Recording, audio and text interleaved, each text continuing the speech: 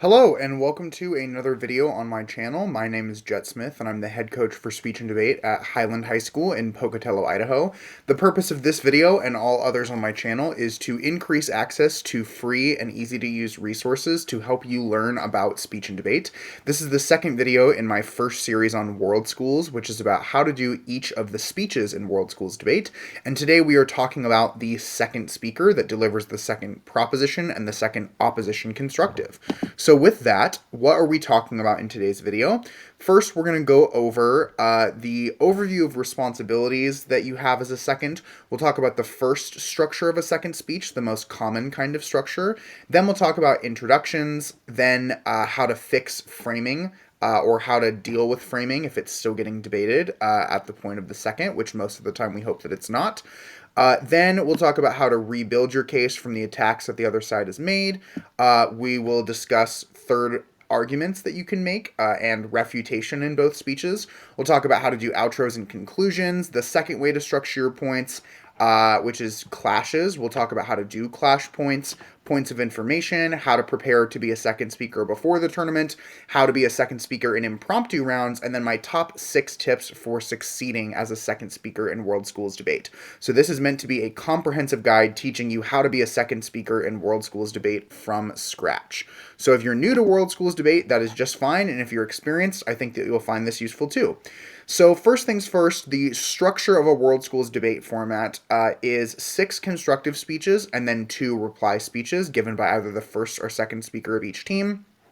Today, we are tackling the second speeches of each team, the second proposition and the second opposition, and again, both of these are 8 minutes long. So the basic responsibilities of a second proposition speaker is to introduce your speech, to build and rebuild your side of the propositions of the case, and then refute the material of the opposition, their main points and arguments that they are making. Then your job is to also enhance the proposition's case through a third substantive argument, and then you want to conclude clearly while also making sure you handle 2 points of information effectively.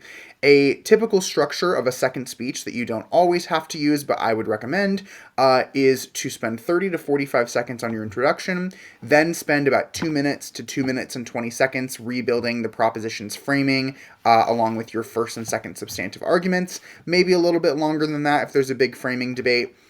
Then you should take your first point of information, which would take about 30 seconds for them to ask it and you to answer it.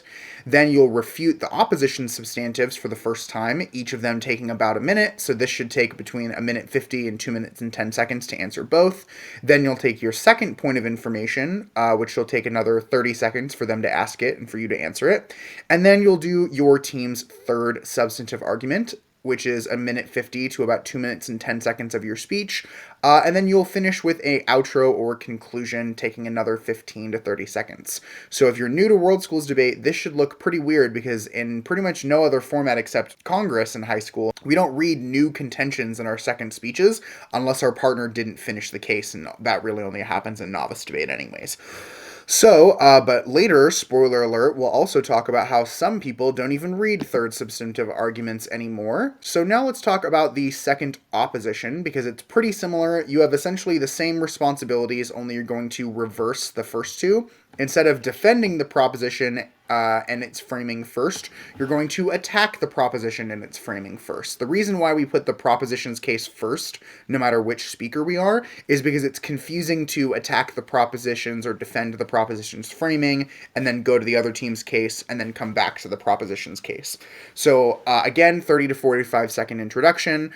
2 minutes and 15 seconds to 2 minutes and 45 seconds for the opposition to attack. The reason it takes a little bit longer for the opposition to attack is, if you remember, the speech before them, the second proposition, just read a new argument that the opposition hasn't had any time to refute, so they need a little bit more time because now they're attacking framing and up to 3 arguments. Then they take their first point of information, then they'll rebuild their case for about 1:45 to 2 minutes, and then they'll take their second point of information from about 30 seconds asking and answering, and then they'll give the third substantive argument for their team between 1:45 to 2 minutes. So just like in the first speech, the opposition's substantive argument is a little bit shorter than the proposition's. Speaking of which, if you haven't already seen my video on how to be a first speaker in world schools, I would strongly recommend watching that before you get any further into this video, because there is some repeat stuff, but if it's repetitive, I'm pretty much just going to gloss over it. So now let's talk about the first structure of how to be a successful second speaker in world schools debate, which is to do three things: rebuild, refute, and read a new point, like reduce, reuse, and recycle, except for debate. So first, you need to have an introduction. Yes, even in the second speech. This should take between 30 to 45 seconds, sometimes a little bit shorter, but you really want to hit all the components. And usually first speaker introductions are like a humorous anecdote or story that they tie to the motion, or they go over like really serious problems that are happening right now that the motion will either cause or exacerbate, or that it will solve. And second speakers, I think, have three pretty good options at their disposal. Now, granted, there are definitely more than this. These are just the three that I would default to using. The first one is to humanize the motion. Whatever you talked about in your first speech, if you talked more generally about the problems going on or about a general story that kind of applies, now's your chance to humanize it. Find an example of a real person in the real world who had this struggle, who had gone through the things that you talked about, either because of the motion or something similar to it, and use that as a way to exemplify the topic for the judge, either in a good way or a bad way, depending on your side and depending on the topic. Then another choice would be to point out a strategic error by your opponent, something that they have done wrong in the round that prevents them from winning or making much sense. Or you can take whatever they talked about in their introduction and turn it against them. So those are three different kind of styles of attention getters and structures for your introduction, which is what we'll talk about next. So the structure of an introduction is attention getting device, segue into the team's or the topic or the issue being discussed in the motion. Make sure that it seems relevant, whatever your attention getting device was. Then you'll give your team's thesis or line or motto and read the wording of the motion. You'll give a roadmap or explain what you're going to do in the speech, because there are no off-time roadmaps in world schools. And then usually you'll announce or continue the case split, or how you're dividing arguments between the first speaker and the second speaker on your team. So with attention-getting devices, like I said earlier, there's three different main ways to do it. You can humanize the motion by sharing a real story, a fleshed-out hypothetical example, something inspiring or devastating that a real person or a hypothetical person has experienced or would experience or could experience based on the motion. So go from the general in the first speech to the specific in the second speech. Another way, again, is to point out a strategic error. So they dropped one of your major arguments. They gave a contradictory answer to a point of information. Their case doesn't fit the framework, something like that. Or you can turn your opponent's error attention getter against them. So either a hypothetical example, prove why the story they share is worse on their side, not better, or turn their funny anecdote into a joke that makes your side look good and their side look bad. So that's more situational. So next up, you need to segue from that into the topic or issue at hand in the motion. So explain that voting for or against the motion causes stories like the one you talk about. Use the strategic error to show that because of the standard or burdens in the round that they will no longer be able to win. And then how you transition into the topic depends on how you're turning their attention-getting device and what that attention-getting device was, if you take the third route. Then you give your team's line/motto, which is the thesis for your side of the debate, tie it into your team line, and make sure that you repeat the team line word for word the same as your first speaker, or something pretty close to it. Next, we have roadmaps. There are no off-time roadmaps in world schools debate, but this sets up what the rest of the speech is going to be doing. So here's an example of what most second speaker of the proposition roadmaps will sound like. In this speech, I'll do a couple things. First, I'll rebuild the proposition's case, then I'll refute the arguments provided by the opposition, and finally, I'll present a third substantive argument about whatever the argument's about, give a brief tagline.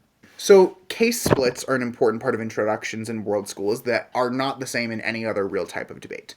So, your first speech is going to present two main arguments that prove your side of the case true, and the second speech will usually present one new substantive argument. So, you need to split them in a way that makes sense. Some circuits expect you to name the argument or tag it in the roadmap of the first and the second, but think of it this way: if the audience is only going to watch either the first or the second speech, either one should be enough to get them to agree with you, which means you need to give enough of a good new argument in the second speech that even if they missed the first one, they still believe you. This is also good because it sets up your third speaker to cover three different areas of the debate, and your three substantive arguments should cover three different areas of the debate, or at least two. So, how do we strategize this? Well, your new argument as a second speaker, whether it's a prepared round or an impromptu round, should convince judges that would be otherwise unconvinced by your partner's first two arguments, and or approach the topic from a different perspective than your first speaker did. You also should make sure that between the two of you, at least one principled argument and at least one practical argument have been made. So one argument that tugs at the judge's heartstrings and one argument that scratches the judge's brain. Here are some examples of common case splits. Like I said, I went over this in the previous video, so if you hadn't seen that, I go more into depth on these there. But your arguments should usually apply. The left side or the right side should be the arguments in your first speech, and the left or the other side should be the new substantive in your second speech. So here's some examples on this house would ban medically unnecessary cosmetic surgery. The first proposition will say that it's medically dangerous and shifting resources to necessary surgery as reasons we should ban unnecessary ones, whereas the second proposition could say that it's good because it will help fight unrealistic beauty standards. Or there's another example from the opposition, which splits it based off of general arguments about society to specific arguments about individuals affected by the topic. So here's an example of a second speaker proposition introduction. So pretend like I am in a debate round. This is about a 45-second intro that I would give. Oren Koro grew up in a rough household with an angry father and an impatient mother. School was supposed to be an escape, but bringing school back in the form of homework was a trap. He was either stuck working on his homework alone, confused and in need of help, or terrified that his parents' reactions to wrong answers, or not understanding how to do the work themselves. Millions of kids around the world are just like Oren. Homework stops their home from being a safe and fun place to be. That's why side proposition knows that homework doesn't work, and why we're proud to propose the motion, this House would ban homework in primary education. In this speech, I'll first defend Jordan's framing and two substantive arguments about blah, blah, blah. Then I'll address the opposition's substantive arguments, and finally I'll offer my proposition's third substantive argument, blah, blah, blah. My partner Joseph will break the debate down to its three most important issues in the third speech. So this introduction takes about 45 seconds, lets the judge know what they can expect, humanizes the motion, and reminds the judge what they've already heard, what they're about to hear, and what they'll hear in the future as well. So now that we know about introductions, let's talk about framing. So if framing is an issue, as in if the proposition says this is what we think the motion is all about, and the opposition goes, no, no, no, we think the motion is about something different entirely, then what do you do in the second prop and the second op speech? Well, it should take between 15 to 45 seconds to talk about framework in 90% or more of your debates. And the goal is to remind the judge of any important considerations that framing has on their decision and nothing else. If it's not going to affect their decision and it's not going to affect the arguments, there is no reason to bring it up. So you should also try and get the framework debate out of the way as soon as possible, because we want to be discussing the outcome of the motion or the arguments on the motion rather than the motion itself. If there are disagreements, it's important that you either make compromises to try and include your opponent's interpretation of the resolution, or to try and compare your two interpretations to prove why yours is better. So we're going to talk now about how to be comparative on framework a little bit more. So with definitions and observations, you should always pretend that you were the judge or the coach of both teams. So you don't really care who wins. You just want to see a good debate. What definition sets up a good debate that is the most fair for both sides? Or if one definition is a little bit better for one team, but the other definition is way better for the other team, how can you explain why it's better for something to be a little bit unequal than a lot unequal? You can compare your definition of the motion to theirs or your observation to theirs and prove why yours creates a more fair, balanced, and educational round. And really the goal of these is just to clarify what you can and what you can't, or what you should and what you shouldn't be talking about during your speeches. So next, let's talk about burdens and standards, which are essentially the way of either judging the round or winning the round for the teams. So the goal of the framework is to clarify the proposition, opposition, or judge's jobs. If both teams agree on framing, then you should at the very least remind the judge, like the only thing you should say on framing is reminding the judge of the standard or burdens at the top of your second speech to help focus the judge on what their role is, to help bring attention to arguments that matter and take away attention from arguments that don't. But if there's a disagreement on burdens or standards, then try to prove that the judge can either use both in their decision, but yours is more important, or that their way of judging the round is just entirely bad. And you have to make sure you give justifications and reasons why that is the case. Now, another important part of framing in the second speech is models and counterfactuals. If you don't remember, models are a specific interpretation of the motion, usually on this House would topics for policy topics of how they would do the policy in the real world. Counterfactuals, on the other hand, are used for this House regrets motions. They are what the proposition says the world would have looked like, or what would have happened without the thing you regret. So if you are the proposition and you're going to talk about framing, you should give more details to what the world of the proposition looks like, contextualize how things are different in your world than in the status quo, or compared to the world that opposition creates with their countermodel, or their vision of what the world looks like without the thing we regret, otherwise known as a counterfactual. If you're the opposition team, you need to characterize what the status quo or the countermodel or the counterfactual looks like to make it very different from the proposition's world, or very similar to the proposition's world but different in ways that matter. Challenge the way that they frame the world of their side and make it look less ideal than they claim it is. So when should you continue to debate framework? When should you decide, you know what, we're putting our foot in the ground, we're going to continue to do this? There's basically only 4 situations, and if all 4 of them happen, you're going to have to spend way more time on framework than you otherwise would have. The good news is if you win framework, your opponents probably have nothing left if you're going to spend this much time on it. So if they have terrible definitions, terrible observations, terrible burdens or standards, or terrible models or counterfactuals, then you can continue to debate. But otherwise, you should try and avoid having heavy debates on more than one part of framework, or honestly any part of framework. So when both sides really disagree, like have completely different visions of what the resolution looks like, you should try to debate both frameworks, as in debate them under their interpretation and debate them under your interpretation.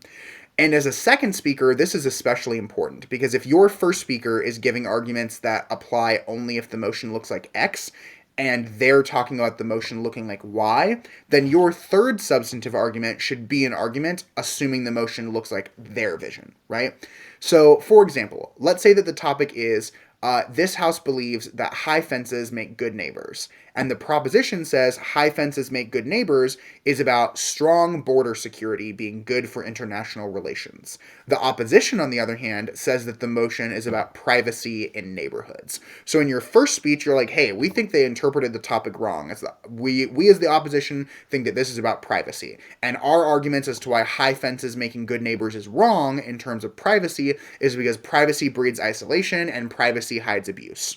So those arguments only apply if you win that the debate is not about border security. So in case you lose that, your third substantive argument should be a new argument about why strong border security is actually a bad thing. A lot of the times, if this happens, you have to write a brand new substantive argument in round, but this is most likely to happen on weird impromptu motions, so you can be thinking in your prep period, like, how are they going to interpret the motion? What are weird ways of interpreting the motion different than us? But it's better to give a mediocre third argument that at least kind of applies to their version of the topic than a strong argument that doesn't matter if you lose on framing. It also makes you look really good to the judge to say, hey, we're not trying to make them not be able to participate in the debate. We're cool with trying to debate both versions of the topic. They're the ones who aren't trying to include our version. So now that we've talked about dealing with framing, the next thing to consider is rebuilding your team's case. So this is one of the most important jobs that you'll do. It's the first job of the second proposition and the second job of the second opposition to rebuild your partner from the first speech's two main points. So this also includes defending your framework, which is kind of what we just talked about as the proposition. So the more time you spend on framework as the prop, the less time you have to defend. But rebuilding your team's arguments is really crucial to making sure that your first speaker's score stays high, because if their arguments the first speaker made get totally destroyed by the opposition and you don't pick them back up and the judge scores at the end of the round, they're going to look back at the first speaker and be like, in hindsight, that wasn't really that great of a speech. So rebuilding your teammates' arguments helps boost their points, which helps you as a team win the round.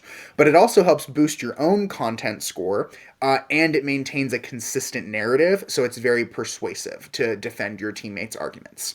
If you lose your first two arguments that your teammate read, you're probably going to lose the round. Very rarely are third substantives enough on their own to win an entire debate. So how long should this take? It should take between 2 minutes and 10 seconds and 2 minutes and 45 seconds if you're the proposition, because it includes framework. And if you're the opposition, it should be about 1:50 to 2 minutes and 10 seconds to rebuild your team's two substantives.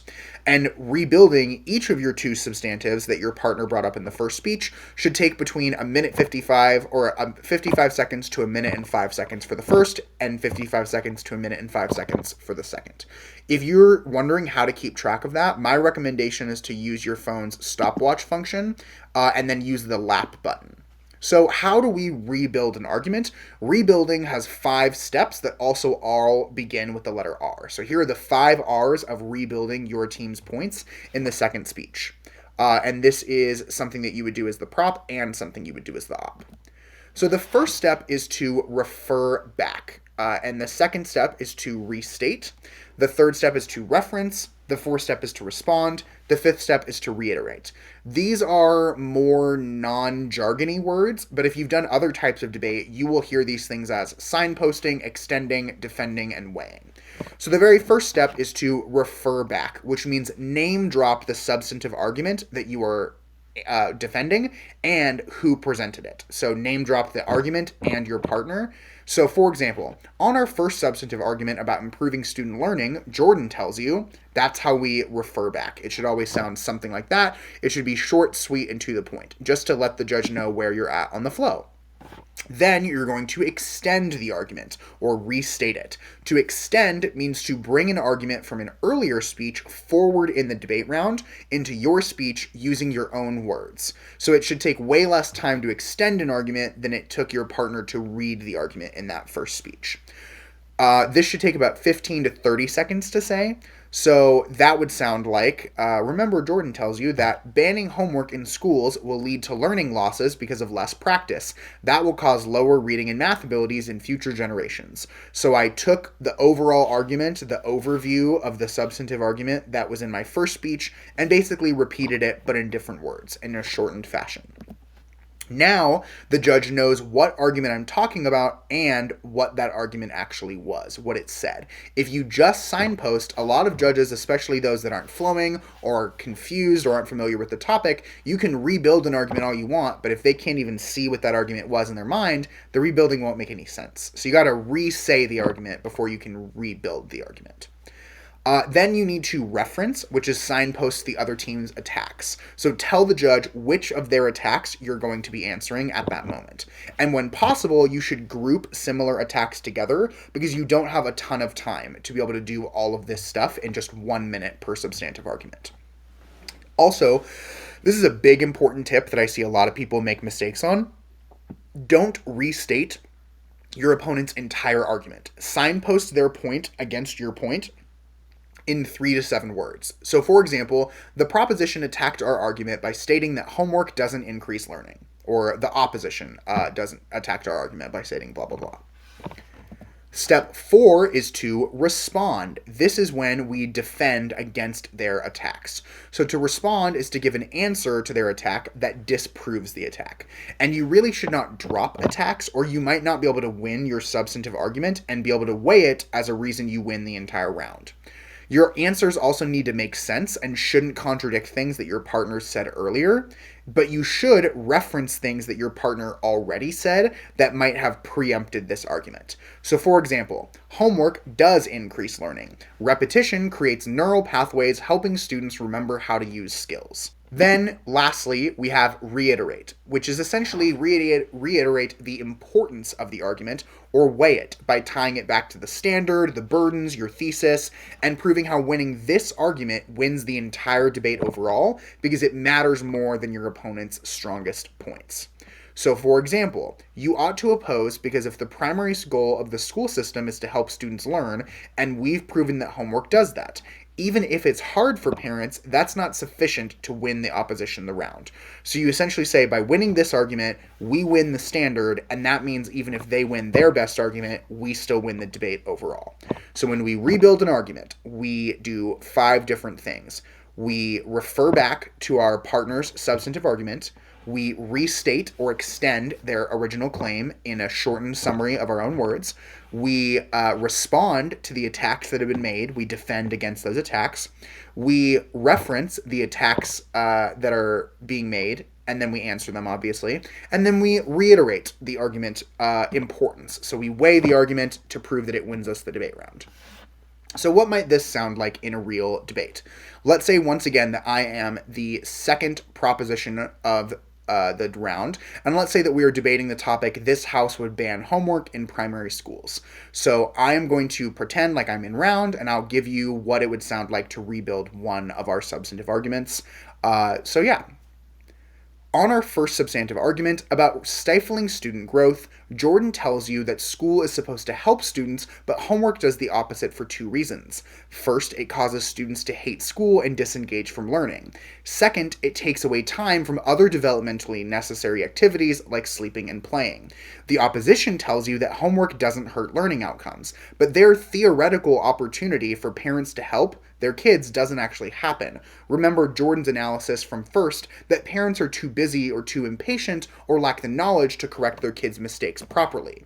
The opposition also says that homework prepares students for later schooling years. But first, if kids learn to hate school from a young age, they won't do their homework later. And second, middle school is a better time to learn about homework because of a stronger attention span and better distress tolerance. Lastly, they say most kids aren't getting too much homework. 2 responses. First, they have no warrant for this, and second, it's logical to assume that many children do get too much homework, and OP has no reason they should have hours of homework upon hours. If the goal of school is to improve student learning outcomes, this substantive argument proves that homework has the opposite effect, which is more important than anything the proposition could say about homework being convenient for teachers. Thus, you should join us and propose. So I said oppose by mistake at the end, but this is a proposition argument about why we should ban homework. So in about a minute, you remind us the argument that your partner made, re-explain it in your own words, answer each of their attacks by referencing the attack and then responding to it, and then at the end, weigh the argument to prove that winning this point wins you the round.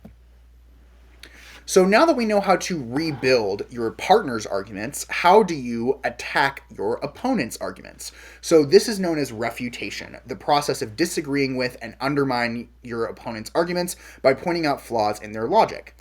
If an argument in a debate round is not refuted, it is considered dropped and therefore true for the remainder of the round. But in world schools, all of the speeches except the last 2 are constructive, which means technically you could wait to answer an argument until your team's 3rd speech, but most judges would result in lower content and strategy scores if you did that. So your arguments also need to be more logical than other events to be considered true in the first place, but they also do require less evidence, quote unquote, from a quoted source than other types of debate require. And because the winner of world schools is based on points, dropping a small argument can hurt you, but unless it's a really, really close round, it's not going to be a big deal unless it's a massive argument. That's why grouping in the second speech is so important. So if you didn't see the first video, the 4 steps to refute an argument are signpost the argument, tell us what you're talking about. 2, state your response, why do you disagree with their point. 3rd, support your response, give an example, a piece of evidence, or logic to prove your disagreement is correct, and then tell us why it matters. So very similar to rebuilding, except instead of refuting an attack, you are just refuting a point they made on their side. If you're not quite sure how to attack an argument, always look at Dr. Mo, which gives 4 ways to attack any argument. You can deny it, say what they're saying isn't true. You can reverse it, say the opposite of what they say is true. You can mitigate it to say it isn't that true, it's not that important, or it's not that bad. And then you can outweigh and say, even if it is true, it doesn't matter as much as this other truth that you are winning, which is the most common in third speeches, but second speeches will do some of that too. So how do we do timing of refutation in the second proposition speech? So as the first opposition's case, if you are the second proposition, you are the first person on your team to attack. Your partner couldn't attack really because they had nothing to attack. They were the very first speech. So refuting the opposition's case is one of your most important jobs, and it's the second thing you're going to do. In my opinion, some people attack before they defend and some people do it after. I would say you should rebuild your partner's first speech and then attack, because you can prioritize your team's arguments, which are the most important in the round. And organization wise, it makes more sense to do framing, which was from your team's case, then attack them, and then jump back over to your case for a new argument. Now, the second proposition should spend between 1:50 to 2:10 attacking their opponent's 2 substantive arguments. Sometimes people group their substantive arguments and give general or overall attacks against like the entire side, and you don't have to do that, but it can be effective if all of their case arguments rely on like the same couple of assumptions. You can take out those assumptions, but that should take you no longer than like 15 to 40 seconds. We really want some specific argumentation too. So attack their first substantive argument between 45 seconds to 1:05 with at least 3 attacks. Probably no more than 5 at the most. I would say probably 3 or 4. And then you should attack their second substantive argument with another 45 to 1:05 of direct refutation. Again, 3 to 5 attacks at the most.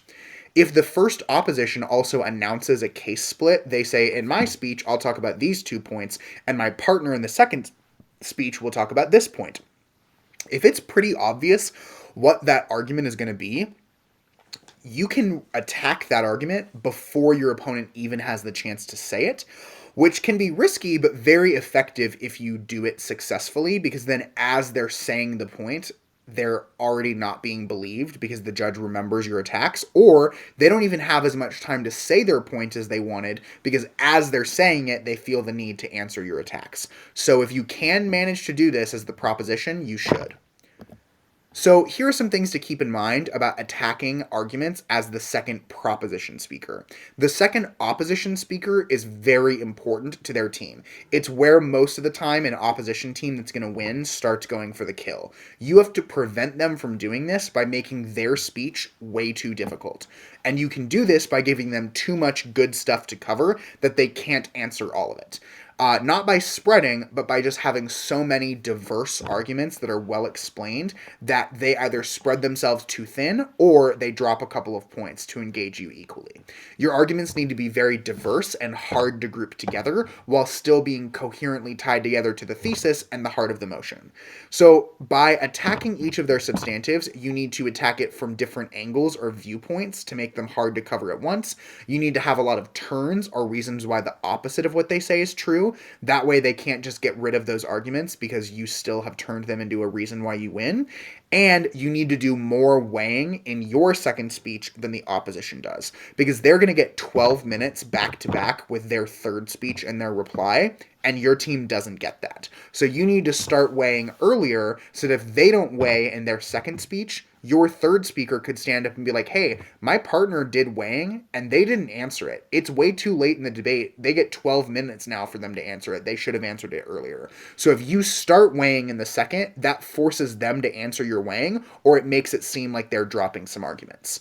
You also need to rebuild your case in a way that refutes your opponent's case and a way that refutes your opponent's attacks. None of the first opposition's attacks should be winnable arguments for them after your speech. Basically, you should force the second opposition to come up and re-attack all of your team's points from both speeches. You really can't afford to drop arguments because that makes the second opposition's job so easy. They just say, oh, they dropped my partner from the first opposition speaks attacks, so this argument goes away. But also, your third substantive argument, even more than the opposition, needs to be built to answer the most likely attacks against it from the moment you're reading it. It also should be very difficult for them to take attacks they've already given in the debate and apply them to your third point. That's why your third point needs to approach the motion from a completely different perspective than your first speaker did.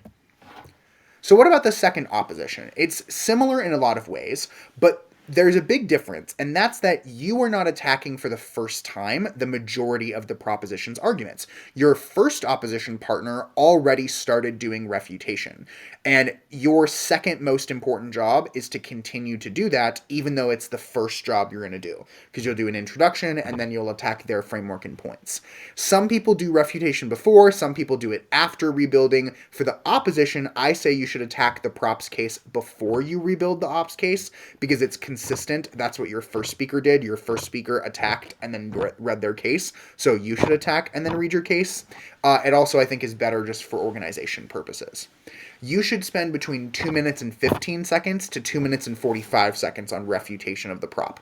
You get more time than they do to attack for two reasons. One, part of attacking their case is attacking their framework if you decide to do that. But two, they got to read a brand new argument in the speech right before your speech. So now you're answering the proposition's framework, the proposition's first and second points, and the proposition's third point, whereas they only have to attack two of your points. So if you give general attacks overall against all of their case, that should take between 15 to 30 seconds. If you're addressing framework, it should take between 10 to 45 seconds. And then you should attack their first substantive, like your partner did earlier, for 30 to 45. Their second substantive, like your partner did earlier, for 30 to 45 seconds. And then attack their new third substantive argument for between 50 seconds to a minute and 10 seconds. If they don't read a third substantive argument, then obviously just spend more time attacking their first and second. So what do we need to think or keep in mind when we are attacking as the second opposition versus the second proposition? You need to spend a decent amount of time, preferably a minute at least, attacking their new point if they choose to read one. Otherwise, the proposition could blow that argument up in their third speech and in their reply as a new way to win the round. Let's say your partner just demolished their first and second point in their very first speech. So the proposition is basically going to give up on them. The only way at that point for the proposition to win the round is on this new third point. So do not drop it. Do not only give a couple of attacks against it. You have to completely shut it down. Now, when you attack their first and second argument, like your partner already did, you need to do a mixture of extending your partner's attacks, adding new attacks, and then weighing. So usually I would say it looks like three things. Step one, choose your partner's best one or two arguments. They probably made 3, 4, or 5, but only choose the best one or two. Bring them back up and rebuild them just like you rebuilt your partner's substantive arguments. Rebuild their attacks too. Then you should add one new attack that is completely new, that is a different angle from the proposition's substantive, and you should be charitable. So your new attack should be even if they're correct, they're still mostly wrong. Or even if they win this thing, they lose this other thing. That means you make an attack that assumes they're at least partially correct, but the overall argument is still wrong.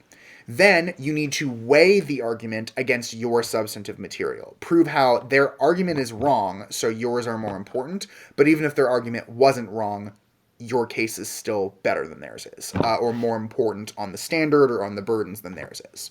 So 3 attacks usually. One of your partners, a new attack, and a weighing attack. So here is an example of a second opposition speaker refuting a first proposition's substantive that their partner already attacked. How would you re-attack an argument? That's what I'm going to give you an example of. So we're back to the motion, this house would ban homework in primary schools, and I'm going to pretend to be the second opposition. Let's discuss the proposition's first substantive argument about how homework affects students. We offer 3 overarching responses. First, remember my partner Jordan's best attack because their second proposition massively undercovered it. Jordan told you that homework gives kids the opportunity to practice to improve their learning, and we've won that kids should not have that opportunity taken away. Second, free time is not inherently valuable, and homework is a better use of time for many kids. Many would otherwise spend even more hours playing video games or iPads or watching YouTube or TV if they never had homework, which is very harmful for young attention spans, eyesight, and learning. But third of all, this point isn't enough to win them the round. At best, they've proven that homework isn't always helpful to students' learning, and sometimes it's even harmful. Even so, why should kids and parents that want the extra practice not be allowed to have it? Why should a teacher that gives out homework by request of their students be fired or lose their license? This point proves that the world of the opposition is your best choice because it eliminates the bad parts of homework being forced and keeps the good parts as a tool. So I cut the second extra response from my partner because remember, you only really get a minute to do this. So it's pretty hard to bring up two of your partner's attacks and a new attack and weigh. But if you have time, you should do it. So yeah, that's what it looks like as a second opposition. If it was a second proposition, there wouldn't be any attacks from your partner to bring up. And you need to leave weighing, like sort of do weighing, but mostly leave it to your third speaker. So we come to the third job of the first structure of a second speech. So a second speaker in World Schools debate needs to continue to attack their opponent's points, rebuild their partner's points, but needs to read a new point. So substantive arguments, the fancy word for contention in World Schools, are the main points that teams debate to offer to prove or disprove the motion. Typically, your first speaker has 2 and the third speaker has 1. And when you read a new one, it should take between 1:45 to 2 minutes and 10 seconds. I don't know why it says, but typically around 1 minute. Probably around 1 minute per layer of analysis. There are a lot of teams that have bad time allocation, so their third substantive ends up being really short, like a minute long. But if you only read an argument for 1 minute, you're basically telling the judge it doesn't really matter anyways. So you have to treat your third substantive arguments as important as the ones in your first speech. So that means if the first speech gave 2 minutes to each one, you should give 2 minutes to your third one. So here are some things to keep in mind when you're choosing what argument to put in your third. Some teams will write all 3 substantive arguments and then decide which one goes in our second speech. I would say plan them with which one's going to go in your second speech, but if you're not sure what to choose, you just have 3 ideas, here's what I would pick based on. Number 1, which argument offers a fresh perspective on the motion? If one political party would agree with the motion for the reasons in your first speech or for 2 of your 3, why would another political party agree or disagree with the motion for a completely different reason? This helps you give judges that would be unconvinced by the perspective of your first speaker a reason to vote for you because you agree for a different reason entirely. Another way to choose your third substantive argument is to pick something that would turn your opponent's case. So if you have a third substantive argument that directly answers one or both of your opponent's substantive arguments, reading it as your new substantive can give a even different way to attack their case and can make them look kind of bad, and it also sets up your third speaker. Or you can use a third substantive argument that targets a different stakeholder or group of people or interest or environment factor or area of the world that is affected than your first speaker talked about. So if the first 2 arguments are about the, impoverished, then maybe your third argument is about people living in other countries. If your first speaker talked about the environment, maybe your third speaker talks about the economy. So try to consider a different group of people. Or on the homework motion, you could talk about in your first speech, if it was about parents and students, then your third point should maybe be about teachers or administrators, because those are different groups of people. So that's kind of how to choose a third substantive argument. So here are some examples of good third substantive arguments. Let's say the topic was this house would ban single-use plastics. The proposition's first speaker gives 2 arguments. 1, reducing ocean pollution, and 2, reducing carbon emissions. You as the second speaker give a third argument that is about reducing food prices because people will bring their own utensils, containers, and bags, so restaurants don't have to keep buying them to provide, so their prices can go down.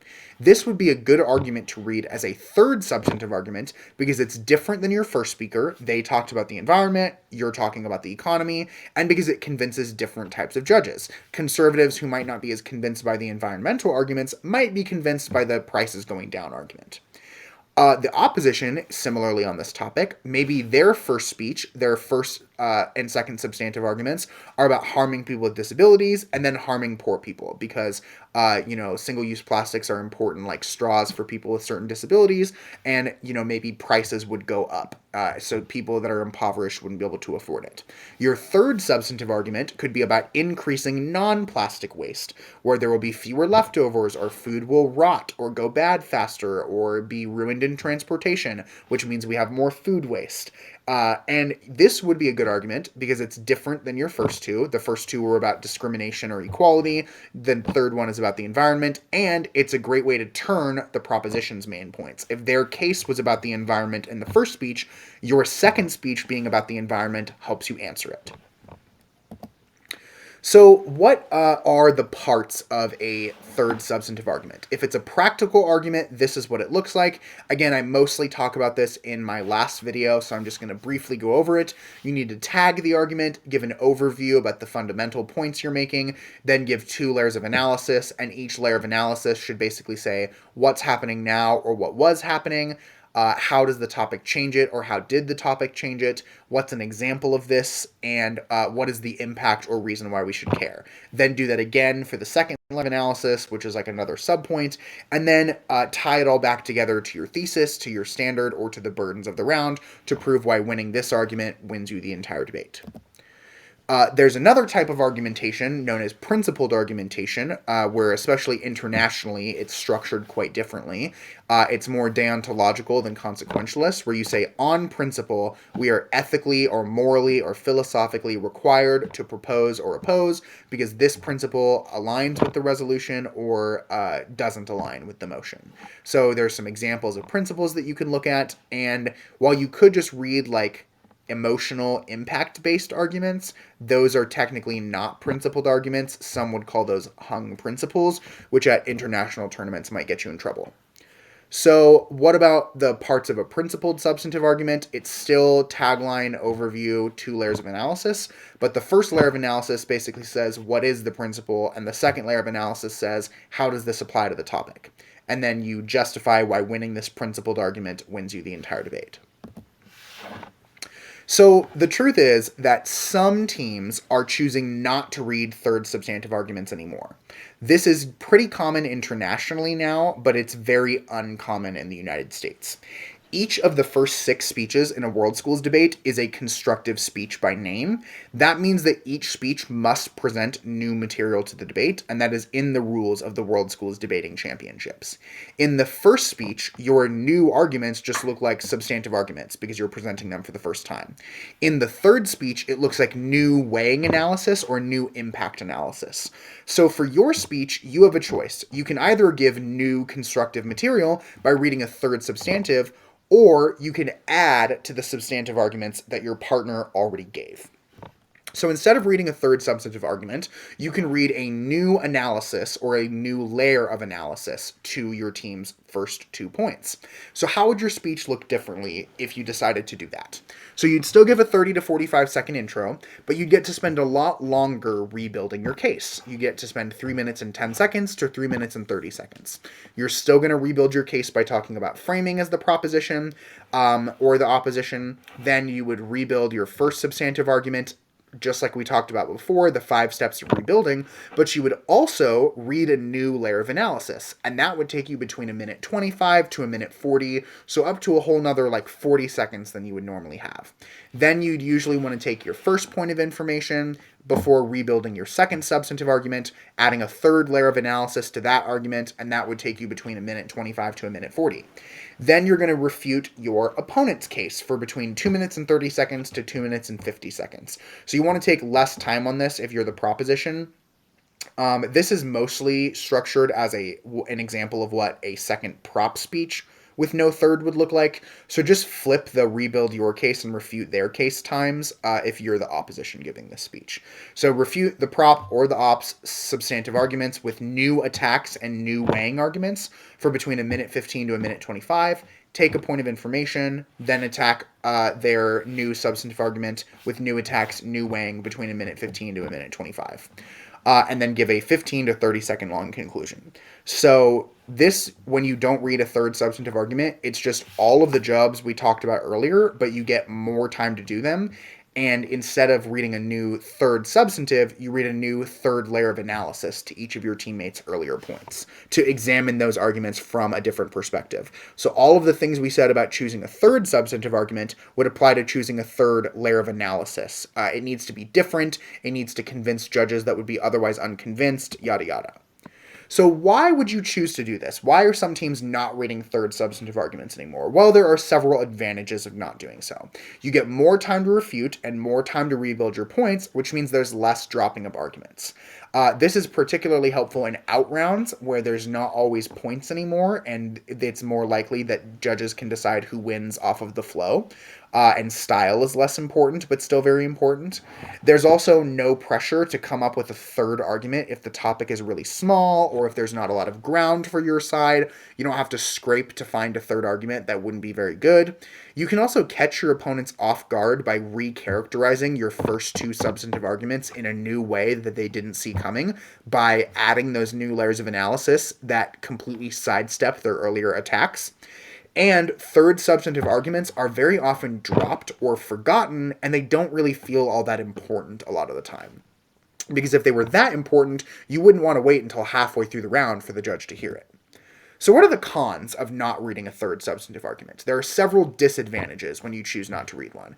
The first one is that it's unconventional and uncommon in the United States in particular, and judges might score you lower because of that reason. Additionally, if your earlier two substantives got pretty well defeated or are not looking so hot after the opposition's refutation, you aren't going to get a new way to win the ballot most of the time. It's very hard to make it seem like your new layers of analysis are so new that they're still connected to the argument, but new enough that the attacks don't also defeat them.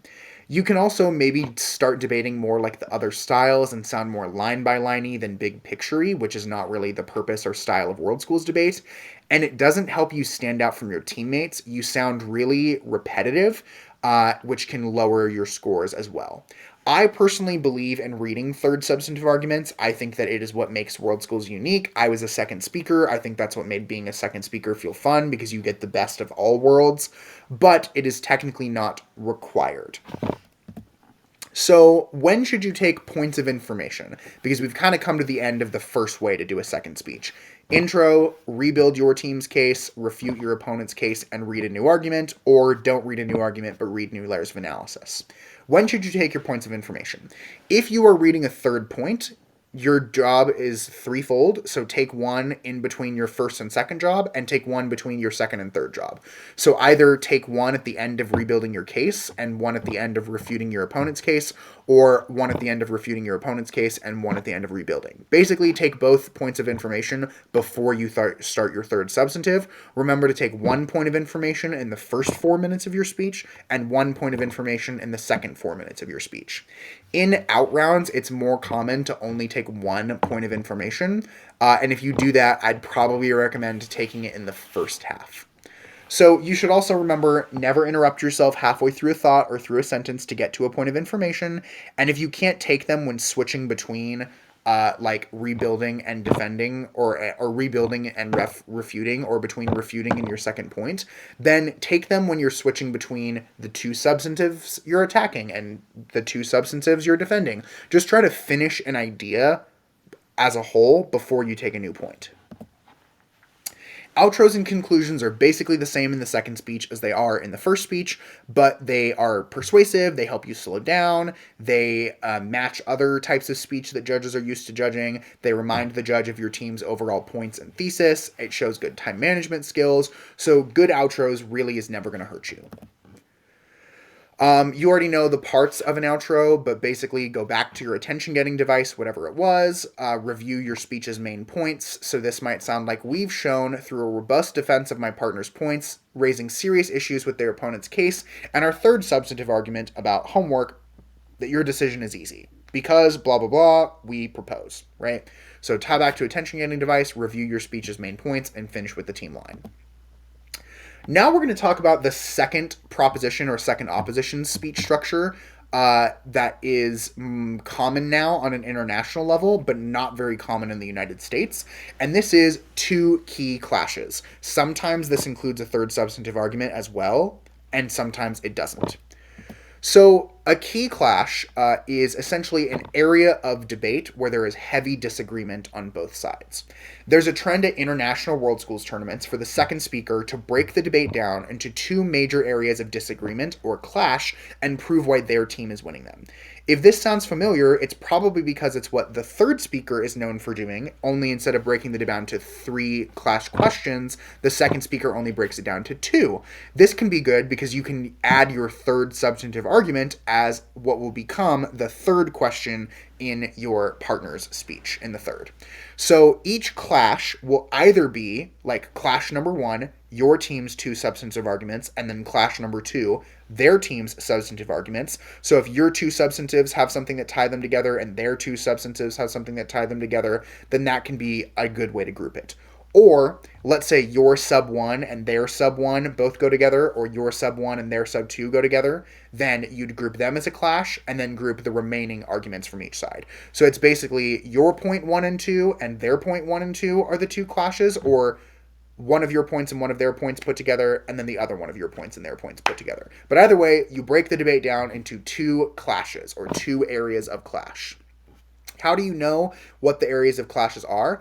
Well, if you group them by side, like clash number 1 is your case 2 substantives put together, or clash number 2 is their case put together, it's easier for flowing, and it also works really well if your substantives have a similar theme or go together based on the category or the stakeholder of arguments.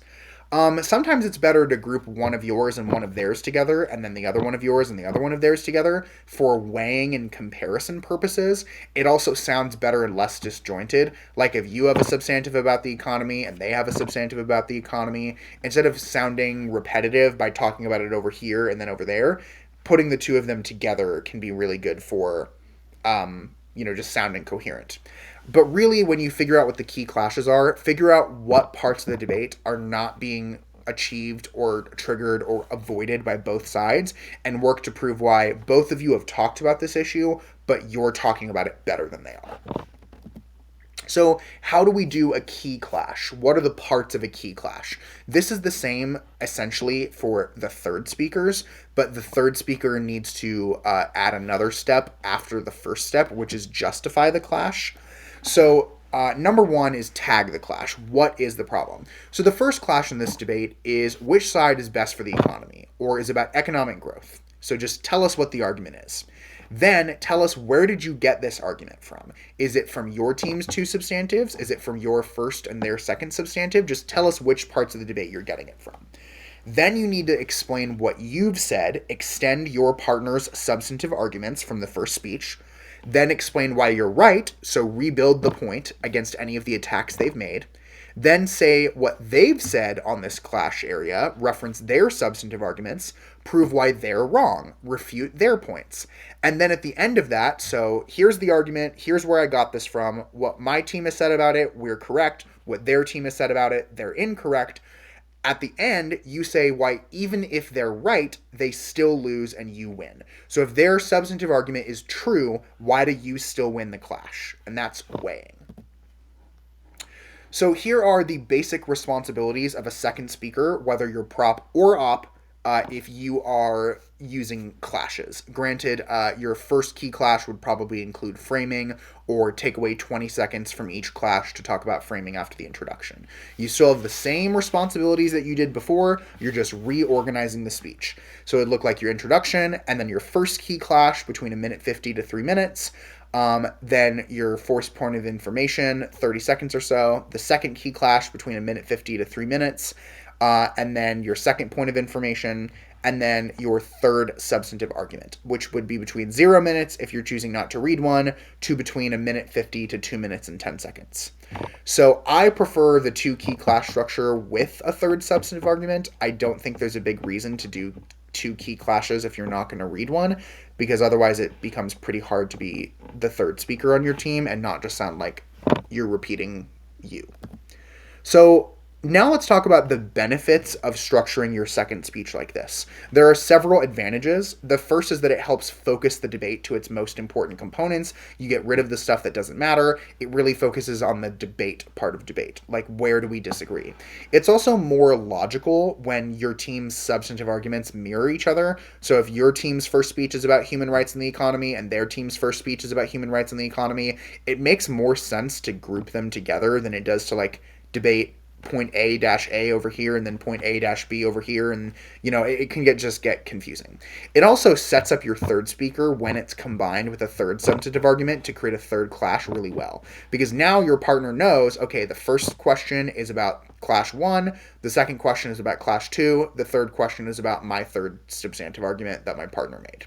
Also, very few people in the US do this, so it really throws off your opponents who aren't used to it, and especially if they aren't used to trying to flow it, it becomes very difficult for them to do that.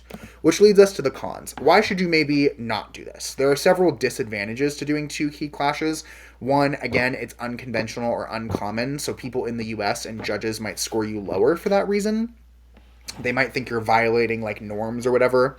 They're also really hard to prepare quickly while still sounding good and not dropping like a ton of arguments. Trying to group things together with no prep time is super hard, especially as a second prop speaker. Like, you have one speech to figure out what the two clashes are going to be. And that's not your partner's speech, it's your opponent's speech right before you.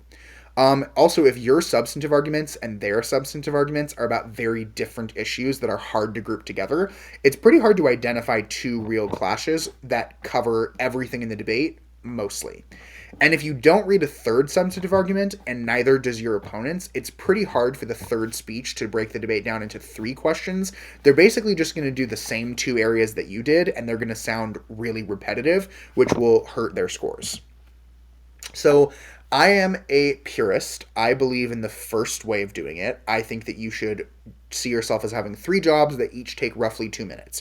Rebuilding your partner's first speech, attacking your opponent's speech, and then reading a new argument. But I wanted to show that there are lots of different ways to do the second speech, which is why I think being the second speaker is so fun, because the world is your oyster, but you also get to do a little bit of everything. You get to do new material like the first speaker, you get to do weighing like the third speaker, and you get to do refutation like everybody.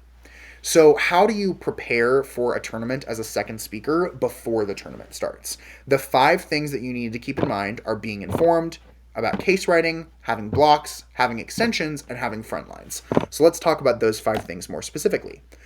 Step 1 of being a good second speaker is to just be informed. You need to stay up to date on global and international news just as much as the first speaker does on your team, if not more. You also should be up to date on what motions are getting debated, because tournaments frequently reuse motions or, do motions similar to other motions. But also maybe it tells you if the last tournament had a motion about this, maybe the next one won't. They'll try to do new stuff, so you know what you don't have to worry about. So read the National Speech and Debate Association or other organizations like the TFA or the WSDC. Read their monthly sample motions for prepared and impromptu topics. They're also just great for getting stuff to practice on.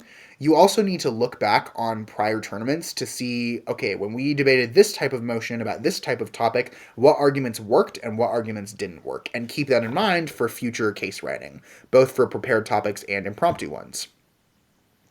What about cases on prepared motions? As a second speaker, you need to work with your first speaker and third speaker to make sure that the cases get written.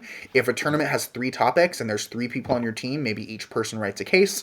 Or if your first speaker is going to write all the cases, that's a lot of work for them. So you need to do as much work as they're doing by writing all of the blocks, for example. You also need to write and practice delivering your third substantive if your first speaker isn't going to write it for you.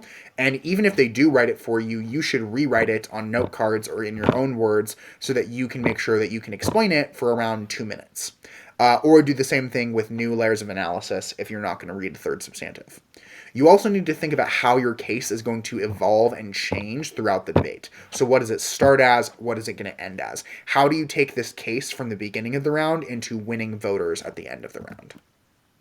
Part of that is your next job, which is writing blocks. The second speakers should be writing the majority of the blocks for each motion, and you should write at least 3 differentiated, unique blocks that are not groupable to each of the 3 substantive arguments that your team is reading on each side of the motion.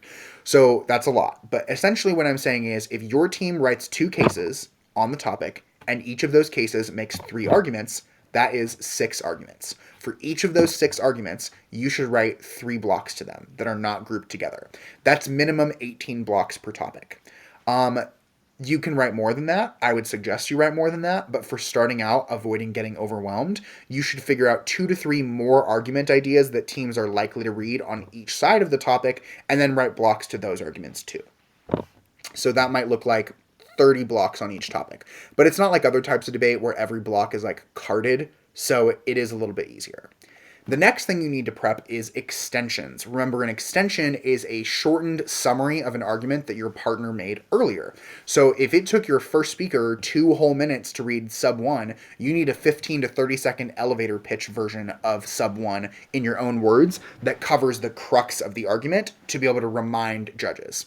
You should also practice saying your extensions out loud and try to use mirroring or similar language that your first speaker used. Then you need to write front lines. Now, front lines are blocks to blocks that other teams will read. So you have your case. What attacks do you think other teams will make against your case? You should have attacks to those attacks or defenses to those attacks. That's a front line.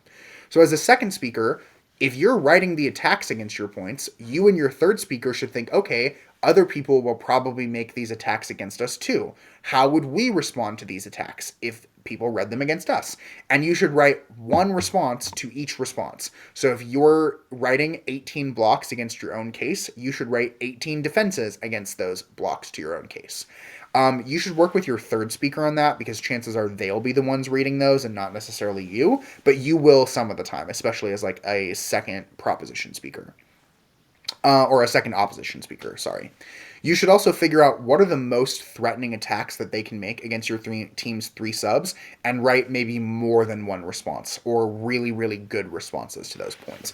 Where are you weakest? Focus your front lines in those areas. So now let's talk about impromptu rounds. So we talked about how to prepare for prepared motions before the tournament. What should you do in impromptu rounds? Well, here's the logistics.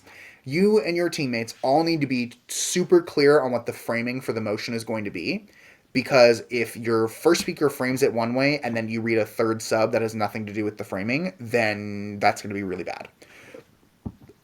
You also need to write your third substantive argument or new layers of analysis really quickly in the prep so that you can get to other jobs. Especially if you're on a 3-person only team, you should try to have the third substantive argument written in the first 20-25 minutes of the round. You need to work with your devil's advocate person or your third speaker if you don't have extra people to figure out what arguments need to be blocked, the top 3 to 5 most likely arguments that the other team is going to make. And then you also need to work with your third speaker to figure out what attacks they're likely to make against your case and write answers to those attacks. You should also work with your first speaker halfway through your hour of prep to help them know what attacks are probably coming down the pipeline so that they can write the speech ready to answer those attacks before the other team even makes them. So what is your priorities in an impromptu prep? There are 7 things that you need to do in the hour, and I've put them in order of like most important. So like, what do you do first? The first thing you need to do is write your third substantive or your new layers of analysis to your first speaker's substantives, which might be hard if they don't know exactly what they are yet. So work with them to make sure that you're not going to repeat their points. Write the new material and practice the new material to make sure that it's properly timed at around 2 minutes for a third substantive or around 30 to 45 seconds for each of the new layers of analysis. Also have somebody, if you have them, like a third speaker or an extra person, listen to you practice the new point as well. Number 2 is you need to work with your teammates to figure out what is your opponent's case going to be about. Work with your devil's advocate or your third speaker to identify the top 5 most likely arguments that you'll debate against. More than that is just a waste of your time and it's too hard to figure out. And if it's not the top 5 most obvious things, unless you and your teammates just completely miss something, it's probably a pretty marginal, small, or untopical argument, so it's easy to defeat in round anyways. You should be writing blocks against good arguments. Figure out the best version of your opponent's case and write blocks to that, because if they read terrible arguments, you're not going to need blocks. Because they'll be easy to come up with mid-round. Step 3, once you know what to block, is to actually write the blocks. My recommendation is take each of the arguments you think your opponents might read as a substantive, write it down on a note card in like that top extra thick line at the top, and then write down 3 to 5 responses on the lined part of the note card so that you can read them. You should not necessarily put them in order of best response to worst response, but you should use like a highlighter or a pen to like star or use symbols to prove, okay, if you're running out of time, which is the best, like which arguments do you cut first, which arguments do you have to read no matter what is attacks. So delineate on the note card which of the 5 attacks or 3 attacks is the most important that you definitely have to read. So write your third argument or new layers of analysis, figure out what your opponents are probably going to say for good arguments, and then block those good arguments. Then you need to figure out your weak points. Work with your devil's advocate and third speaker to identify the holes in your team's case that your opponents are probably going to point out. Where are your points weak? And then write answers to those weak points that are probably going to get attacked. So make a note card for each of your case's components. So your team's framework, your team's first substantive, your second substantive, and your third substantive. And at the top of each of those note cards, write your extension. How are you going to summarize this point in your own words? Then write down the 3 most likely attacks that you think your opponent is going to make and write your defenses to those attacks. If your opponent doesn't end up saying them, then just cross them out and use other parts of the note card to write down what the attacks actually were. Then number 6, identify the likely key clashes. So whether this be for your case, because you're going to do key clashes, or to help your third speaker. Figure out with your third speaker and your devil's advocate, what is the round most likely to boil down to? What are the 3 to 5 issues that are probably going to help the judge make their decision? And then lastly, write your introduction. So always have a planned introduction, usually the humanizing kind in advance. But if in round you can come up with a better introduction, like one that turns their introduction, or one that proves a strategic error they made, cost them the round, you can adapt. But always have one planned just in case. The last part of this video is my top 6 tips for how to be the best second speaker ever. The first 3 are don'ts, and the last 3 are do's. So first, don't spread yourself too thin. You have the most distinct and hard jobs to combine of any of the 3 speakers for constructives. Refutation, rebuilding, and reading new arguments deserve equal consideration, so really you should never spend less than a minute 50, minute 45 on any of them, or your strategy is going to be lopsided. That probably means you can't win everything. You can't win every single part of your partner's substantives, so make sure you win at least one of the layers of analysis. You probably can't win every attack on your opponent's substantives, so win attacks that turn the arguments or get rid of them entirely.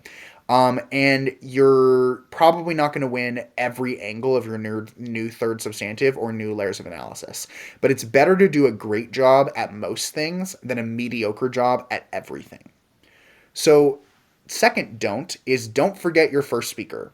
Whenever you reference anything that your first speaker remotely talked about or almost talked about or kind of talked about in their speech or in points of information, you should give your partner credit by name, especially if they're not giving the reply because you're giving the reply. They might get forgotten and their speech might get scored lower because of that, which could cost your team the win, even if they did an amazing job, if you don't remind the judge how amazing they did.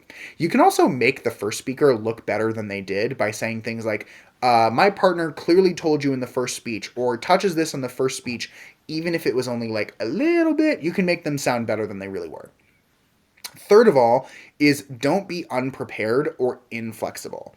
So if you have no blocks or front lines or extensions or a pre-written third sub, you're probably going to have a bad time as a second speaker. It's going to be pretty rough if you've got nothing prepared from before the tournament started for prepared topics or in impromptu prep. It's going to be pretty tough. But it's also going to be hard if you try to pre-write the whole thing and refuse to adapt if your opponents do something different than what you and your team expected them to do. So don't be unprepared, but also don't be set in your ways. So what should you do? What are my top tips for second speaking like a pro? Give your team multiple ways to win the round. Whether you're reading a third substantive or not, you need to end your speech with at least 3 viable arguments that you could win the round on. 2 of them at least should be from your team's case, and at least 1 of them should be from turns or reversals or offense that you've put on the other team's case.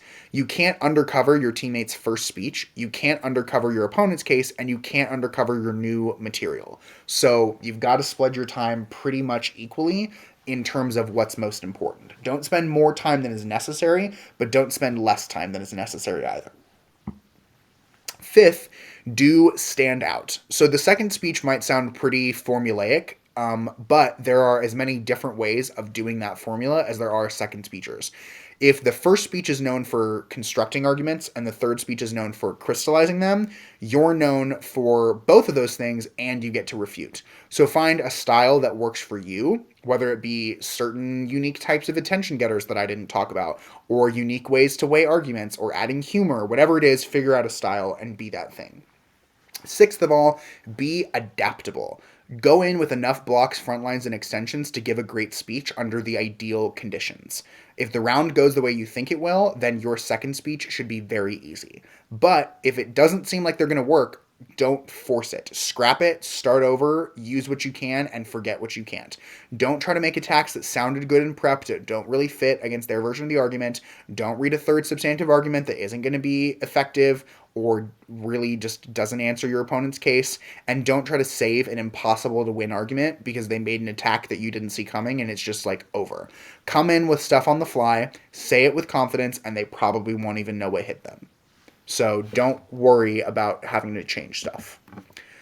That is the end of this very long video on how to be a successful second speaker in world schools, or to give you the guidelines of greatness. I hope that this was helpful for you. I love being a second speaker in world schools even more than I loved being a first speaker. The next video that I'll do will be about how to be a third speaker, but I kind of covered a lot of the stuff already with the clashes, so who knows, maybe I'll combine the reply argument with the third speech, or maybe they'll each get their own separate videos. But either way, I wish you the best of luck, and I hope to see you competing in world schools at future tournaments, and I will see you in the next video.